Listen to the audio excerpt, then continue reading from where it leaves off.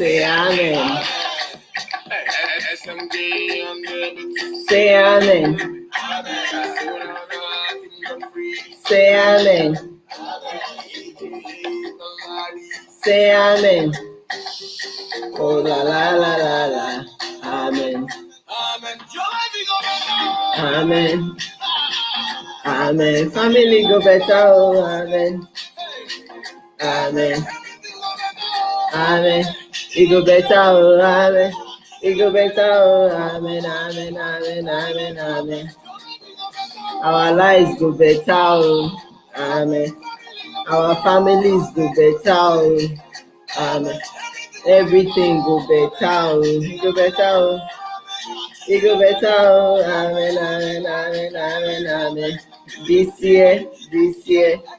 This year, 2020, by God's grace, it will work out for our good. Amen. This year, amen. This year, amen.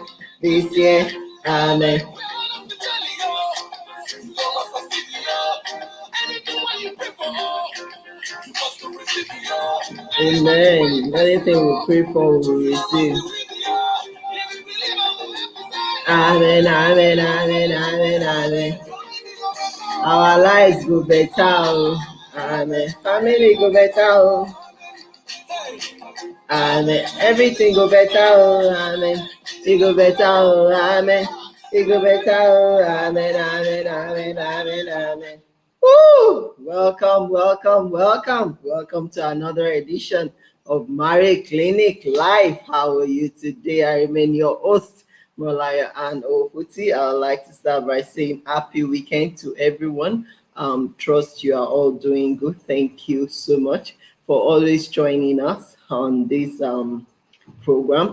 Thank you to everyone, to all members of Marriage Clinic, for your participation, for your time, for your contributions. I mean, those invaluable comments.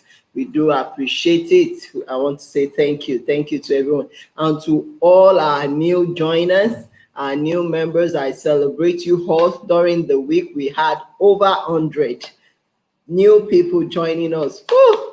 I celebrate you all, the requests just kept coming in every day. I was like, wow, this is enormous. And I also want to celebrate all our new joiners as well on YouTube. I celebrate you all. Thank you so much for joining us. So please feel free to leave us a comment, to leave us a like. Feel free to leave us a question. You can reach out to me via my social media platform. You can inbox me. I mean, I'm always available to listen to you. Thank you so much for always joining us. So today we'll be looking at an interesting topic, and I mean a very important topic that says the impact of culture or cultural belief, especially the limiting cultural beliefs on marriage, on today's marriages, the impact of limiting cultural belief on today's marriages. Now, I know that some of us are Africans. I know we also have people that are non-Africans on the group or in the platform. And I want to believe that whichever origin we are from, we all have one culture or the other in those places from those origin. I mean, culture is meant to be a set of belief practiced by people from a particular origin or tribe. It has a way of shaping people's preferences. It has a way of shaping even people's behavior, people's belief. It has a way of shaping also people's values. I mean, what people place value on. Culture has a big role to play in shaping what you value or what you place your value on. Now, we have different cultures, diverse culture, and you know that when it comes to marriage, there is no way you will not find yourself getting married to someone of perhaps a different culture from yours. it does happen. We have people that do intercultural marriages. You marry someone from another culture, and we have people that remain within their culture, which is equally good. But this love thing, you can't really predict where what culture you're going to find yourself, or the person you're going to fall in love with, what culture or origin they are coming from.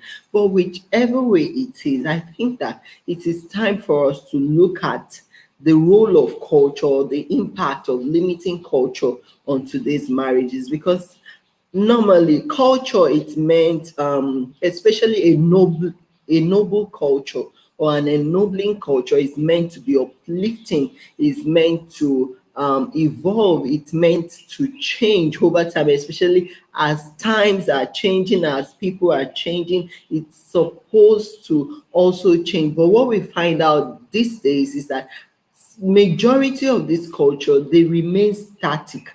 I mean,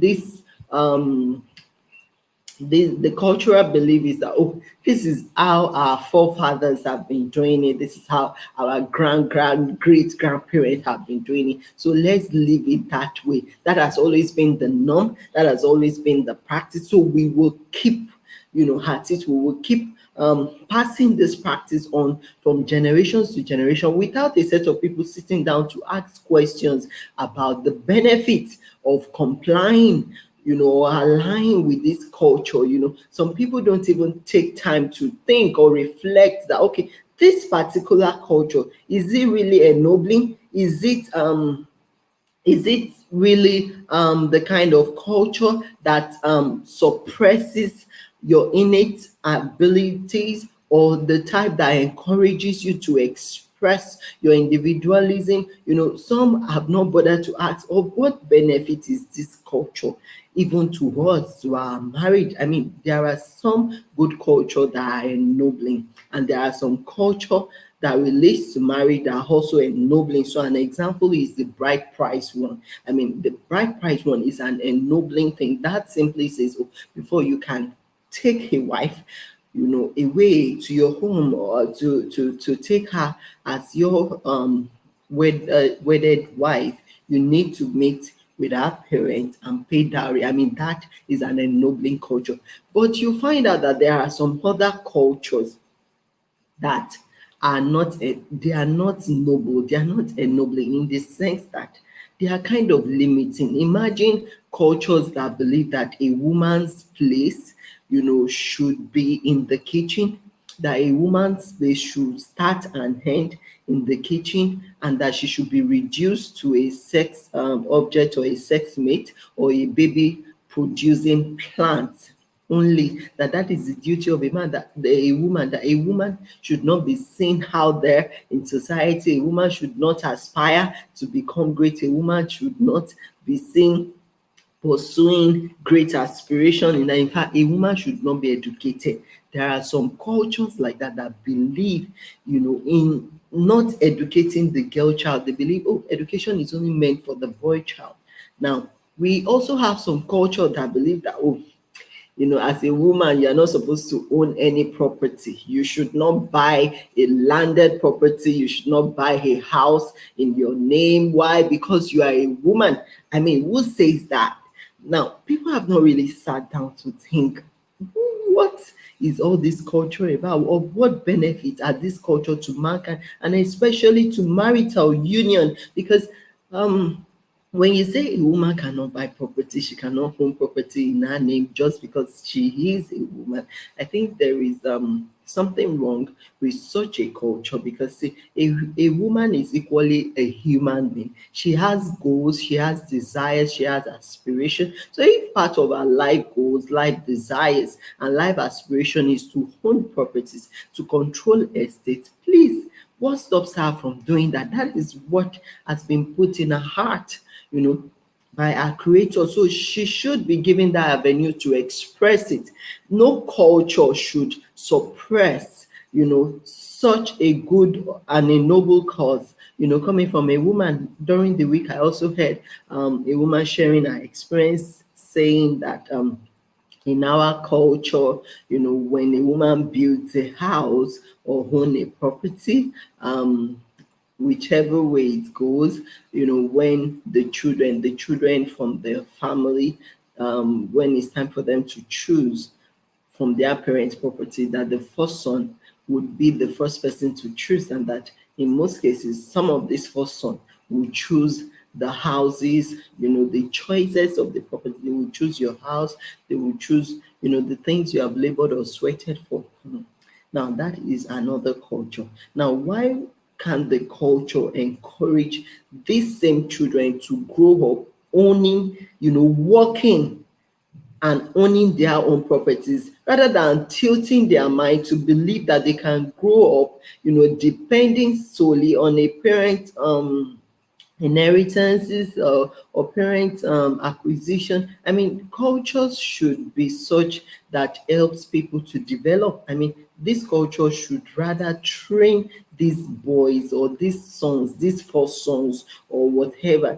They should train them to stand on their own, to stand on their feet, to become something meaningful in life, with their sweat and by themselves, and not that they will keep thinking or growing up saying, oh, after all, my parents have some landed properties, they have some buildings here and there that I can acquire, and as a result of that, this men get laid back.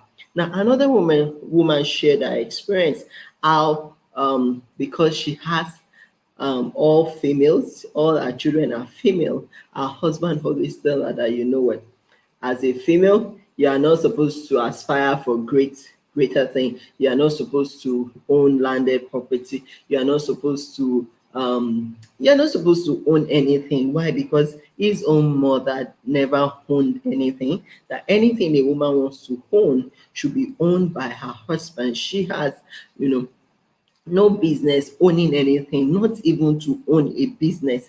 And I said, what? What kind of culture is that? I mean, such a culture is not good. More so that in today's world, we have women, becoming president, we have women becoming, prime ministers, prime ministers, we have even women, heading the House of Rep, House of Senate in some countries. We have women heading big global organizations all across the world. So why would someone say, oh, because she is a woman, a glass ceiling should be placed above her head, and she shouldn't be able to move further beyond the cap or the peg that we have put over her head? I mean, just because of culture, that should not be. I mean, the fact that a woman gave birth to just female children does not mean she is useless, and does not mean those female children cannot amount to anything. As a matter of fact, they are all human beings, and they can aspire for greatness. They can become great. As a matter of fact, we have more women, coming up today, more women standing up, doing great things in life. So if you love yourself, you should appreciate the women in your life. You should encourage them. You should support them, push them to even aspire for greatness, because you know what? When you meet a woman who is determined, and she has all the support, the encouragement she needs from a man, you have met a woman that is unstoppable. That is the honest truth. So when we have couples,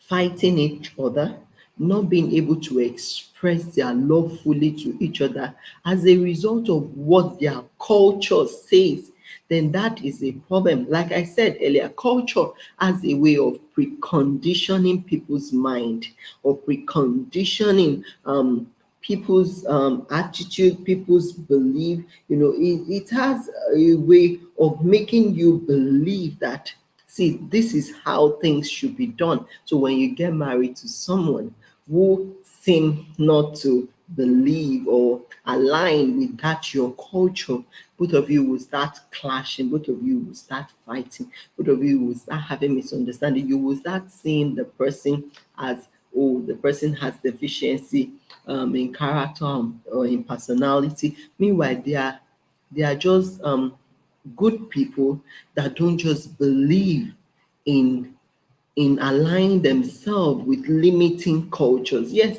we have people like that. I mean, intelligent people who have thought through this cultural belief, and they felt that this is not ennobling, this is not noble, this is not adding to me, this does not contribute to my personal development or growth in life. So why should I keep myself or align myself with such culture? Now I'm going to share someone's experience. It happened like few years back.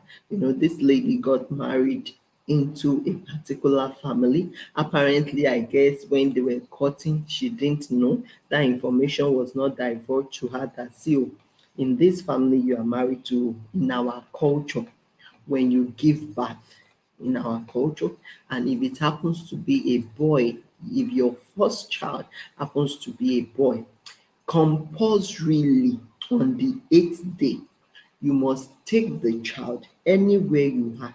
You must take the child on the eighth day to the grandparents' house, like they are the head of the family or something. You must transport that child down there, and the grandparents will be the one to name the child and do some other things. I don't know what other rites they perform for the boy's naming. So this lady became pregnant, and the information was divulged to her that, see, oh, in our family, oh, if this pregnancy happens to be a boy, this is what we do. Meanwhile, she is from a comfortable family, and she also has a good job. She could afford to fly herself out of the country, to give birth and to access the best of medical care. So when it was almost time for her to go to bed, she flew abroad. She had her baby abroad. And guess what? Because she is abroad, you can't fly a baby. In fact, the laws abroad will not even let you board a plane with 8 days old baby, that you want to board a plane and bring such a baby to Africa. Such is never going to happen. You have to wait for your baby to become at least, I think, a month or 2 months before you can fly the baby down. So because she stayed back in the US, she didn't fly the baby down as at the 8th day. I mean, by the time she came back to Nigeria, it was war. I mean, the family of the man, they hated that. They said, "What, you have carried, you've you've carried out an abomination, an abominable act by not bringing the boy on the 8th day," and because of that, they threw so much tantrums. They did everything. Say, who is she? What does she think she is? Who does she think she is that she could break such a rule? That nobody in our family, nobody born into this family has ever broken such a rule. Not even the wife of all the children that have gone ahead, that are married before you, has broken it. So you now came to break the rule. So you did not bring the boy on the 8th day just because you are in the US. And because of that, they made sure the marriage scatters, and their son, end up, divorcing this lady just for that singular act. And that was how both of them parted ways. Now, looking at such a scenario, it's quite pathetic that just because of a cultural belief, you went ahead to put asunder what God has joined together. And I don't know, and the men in that kind of family, they are comfortable, with such a limiting culture, that I learned that every time their wife gives birth to a male child, the first one, all must comply. So because of that, none of them could give birth abroad. I said, what? That is nonsense. That cannot even happen with me.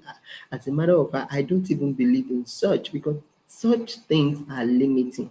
So it is very important that when it comes to cultural belief, you as an adult that can reason, that can think, you should be able to sit down and analyze, assess, ask questions, because when you know why, you will know how. Assess and ask questions.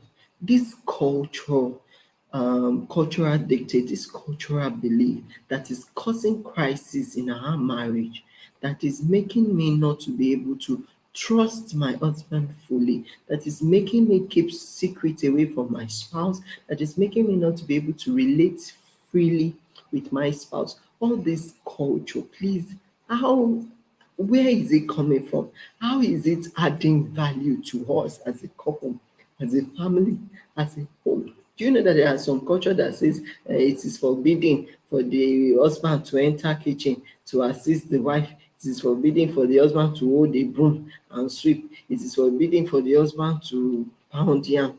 And I'm like, excuse me, marriage means two people are going to leave father and mother, you're going to leave parents, probably culture or whatever cultural attachment and belief you had before then, and you're going to start a new life.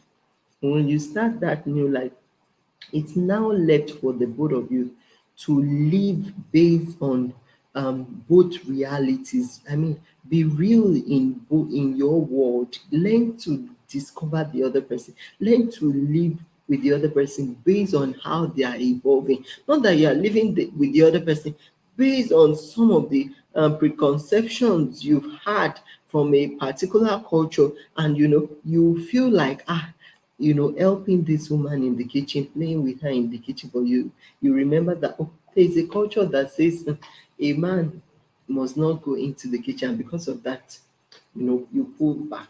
Now, there are some women, they are keeping big secrets away from their husband just because of some of this limiting culture. The culture, once they are aware of that culture, they tell themselves, rather than me being seen and an enemy to their tradition or to their culture, I would rather, step back or take a step back and keep quiet and keep things away from them, from him and from his family members, so that they don't even know whether they won't have a clue as to whether I'm trespassing based on their cultural tenets or not.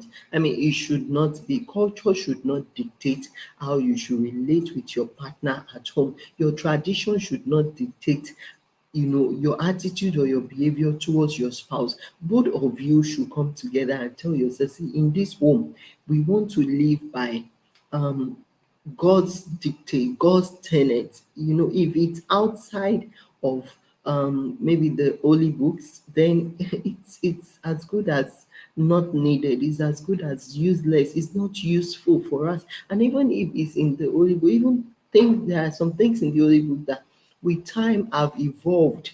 With time have evolved. In those days, the men were farmers, cattle rearers. But in today's world, men are no more farmers. Even though we have some that are farmers, we now have quite a number doing office job, doing other vocation. So you cannot say, oh, because you read that men were farmers, so you too, you must limit your life to farming. No, life does not work like that. You need to change with the times and the season. And you must always ask yourself this question, that this thing that I'm aligning my life or my values with, how beneficial is it to my humanity? How beneficial is it to my individualism? Is it suppressive? Is it an oppressive culture? Is this something that oppresses me in a way, or that oppresses my spouse? Does this kind of culture help me to express myself fully? Does it allow me to pursue my desires, my goals, my aspiration for life? Because I tell you, whatever the culture is, it cannot stop me from pursuing my deepest desires and my aspirations in life. I tell you, I go for my dreams. I go for what I believe in. I go for what I want, regardless of what culture is saying. If they say no woman has attained this, I'm part of those that will not believe in such taboo, because I'm going to prove you wrong. That, see, a woman can not only achieve it, she will surpass it. That is how some women are wired. So you just have to know the kind of person you are married to. There are some women that are comfortable with living their life in the kitchen and being reduced to a sex mate or children manufacturing plant. Some women are comfortable with that. If you are married to such, congratulations. But when you now find yourself, married to maybe an aspiring woman, an aspiring lady, then you don't use your cultural tenet or cultural belief to limit her life. You don't use whatever your tradition is saying to put a peg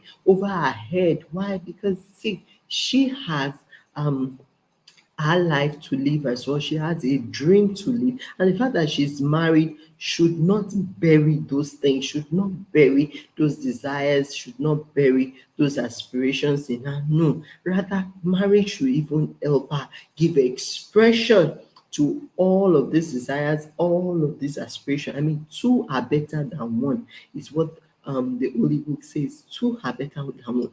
It's not worse off. So any marriage that is making the other person worse off should be checked. It should be checked, very well, because you are not supposed to be worse off. You're supposed to be better. Two are better.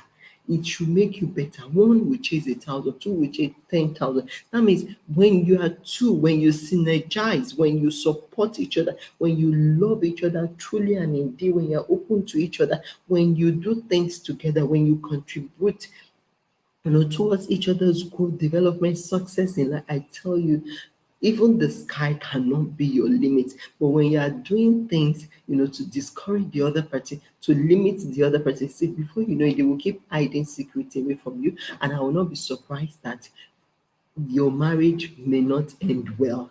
And you will end up suffering for it. Why? Because you allowed culture, limiting tradition, an oppressive tradition, to pull your marriage apart. So it's left for us to decide how we want to run our home based on what you want to base your belief system on, what foundation you want to base your marriage on. It is very important that we don't just take culture and tradition hook, line, and sinker. Please try to ask questions about it. How is it helping me? How is it empowering me? How is it ennobling to my humanity? How does it help me to fulfill my goals in life, even as a human being, as a woman or as a man?